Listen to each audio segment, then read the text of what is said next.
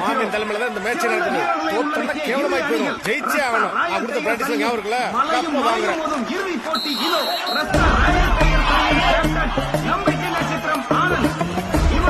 நல்லா அவசரப்படாத, நல்லா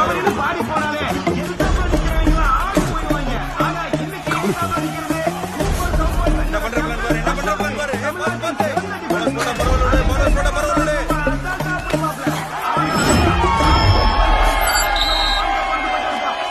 நல்லா ஆடுறா பிள்ளையா. யாரு ஆனந்த், என் தங்கச்சி.